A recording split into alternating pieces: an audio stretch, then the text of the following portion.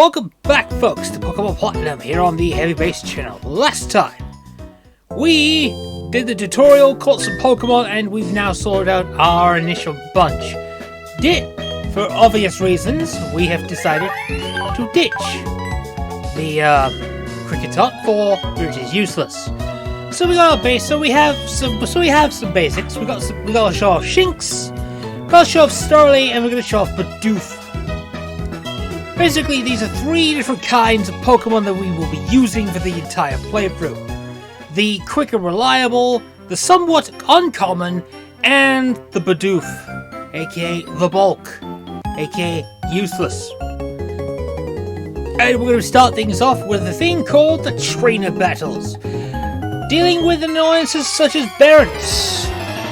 Every Pokemon trainer has to fight as soon as they make contact. It has been like that since the very beginning of the franchise, back in the Red and Blue days, so we get that.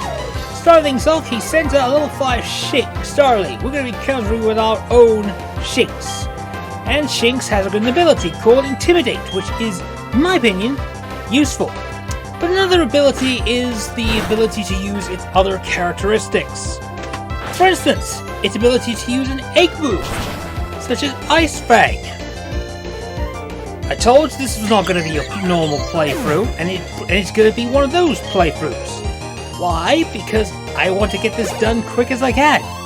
It's a JRPG, it's sort of a JRPG, in a way. It's a Japanese role-playing game, with Pokemon, and all that other stuff. Indeed. Just to show off what this thing could do. And yes, we are going to be like that for the rest of the game. Too strong is the indication. Such as it was the original playthrough years and years and years ago, when I skipped along a certain segment, as it were. Talking to her, I spy my little eye. Trainer, battle please. Indeed. You meet someone on the route, you're obliged to fight, and that's that. Last, Natalie will be having a Bidoof in her party. We are going to be using a Starly. More importantly, Starly is a reliable, normal flying type. It is probably one of the best, as I mentioned in previous parts, one of the best flying types in the entire franchise. Well, I say it's one of the best flying types because flying types were predictably terrible. Let's be perfectly honest. Pidgey started to become a bit rough. Hoothoot was a bit more defensive based. Taylor was a bit fragile. Starly comes along and surprised pretty much everyone with its end game stats and everything. You don't need to worry about end game stats until you pretty much later on in the game, but it's got an excellent set of stats. Physical stats, which are very important. It has a quick attack, which is basically an instant attack. It's more like one of those instantaneous things. Just basically showing off what this thing can do. That's essentially what this thing can and will do. But I'm not going to be showing off our starter yet. I'm going to be keeping him at level 8 for obvious reasons. I'm going to be showing off a Pokemon we will not be using. The sort of bulky, clamperous, crappy, sort of stats that does take a while. Whilst Bidoof is a bit of a more interesting trend, as it were, the stats are not very good and not very excellent on this thing's side. For instance, we talk to you, we get to face off against a Pokemon that we will not be seeing for a long while. No Pokemon battle, but he's going to win. Well, he assumes he's going to win, but that's the point. He isn't. He kinda has a useless Pokemon in his party. Burmy.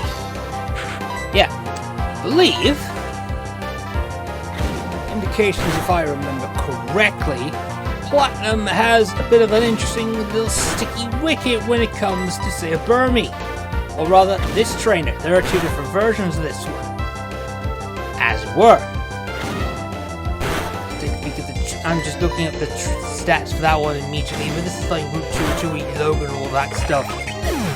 He has all the good stuff. He just can't use it. Let's see. to look this up in the original because I'm pretty sure you have something a bit different.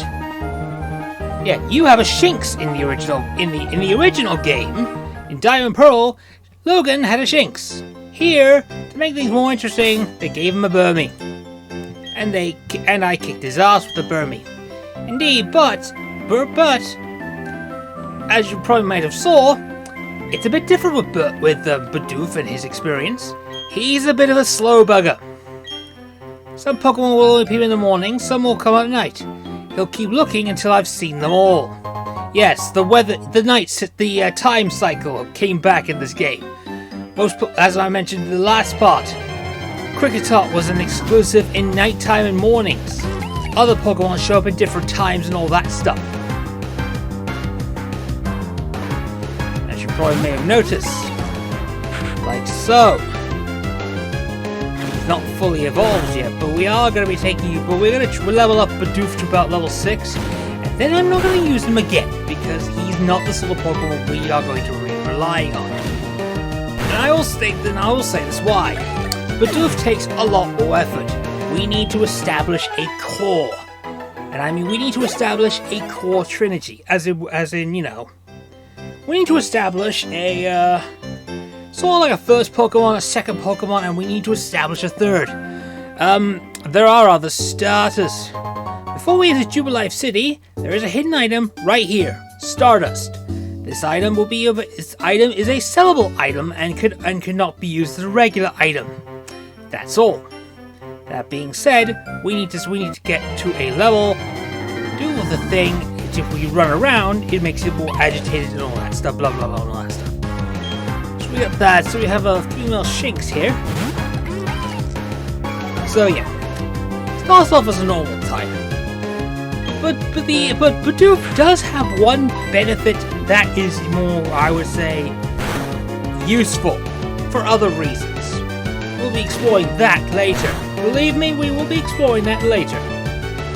Now though, we have to level him up. And then we'll proceed to never use him again. Like I mentioned before, certain Pokemon will be coming with us. Certain Pokemon will not be coming with us.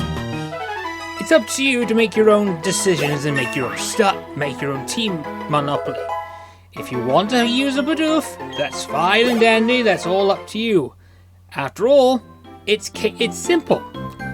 Do it the KISS method. Keep it simple. Stupid. Anyway, now we enter Jubilife City itself and Dawn greets us. Indeed, she does. For she's like, hi, are you catching Pokemon? Wow, you've already got 4 Pokemon with you. At that pace, your Pokédex should be full in no time at all. Oh, I know. Don't you think it's better to know more about Pokemon? Sure it is. I know just the place. Don't be shy. Follow Dawn. As we follow Dawn into the city itself, we notice a weirdo in the corner, right behind that lamppost. This is one of the starting differences between Platinum and the original Diamond Pearl game. This mysterious, weird stranger, this stalker in the lamppost, who basically goes on a freaking paranoid delusion and basically outed himself as a member of the International Police, with no one absolutely giving a shit. Look, this is a Pokemon game. I know this is the first major difference. This was the first major game to go ahead and say, yes, we are going to revitalize everything that we can in the franchise. And believe me, this game revitalized the entire franchise. Because Diamond Pearl was the down point, this saved the whole game, the entire franchise. And literally forced everyone to go into, say, Gen 5, which was the definition of the entirety of 2D in 3D. So yeah, this is Looker. He's one of the few characters that were introduced in Platinum. Everything else about Diamond Pearl's story is a bit different. In Sinnoh, there are criminals stealing the Pokemon of others. I have therefore been on the lookout for characters arousing my suspicion. Incidentally, you are trainers, yes? Perhaps you can make use of this item. Lucas gets the versus recorder, which is basically a means of actually just recording versus battles if you were going up against, say, other trainer battles in. I obtained it because it was quite popular these days, but myself, I do not do Pokemon battling very often. It will be better if hands with you. And Looker essentially also I have a request. If you were to see me again, I ask that you do not talk to me, for I am on duty. Actually, yes, you may speak to me because I'm very lonely and no one ever bothered to talk to you. That's the truth, and that you must inform me of bad guys. You must inform of happenings, and that was the last of the weirdo for now. Working for the international police must be hard. Anyway, Dawn spots us the trainer's school. This is where we need to go. I saw your friend Barry go in earlier. He could still be in there studying. Dawn heads out of Jubilife by the south exit. And we are done for now on this escapade. We're going to be here for Jubilife for quite a bit of a session. We got some Pokemon to catch and places to explore. See you all next time, folks. Bye for now.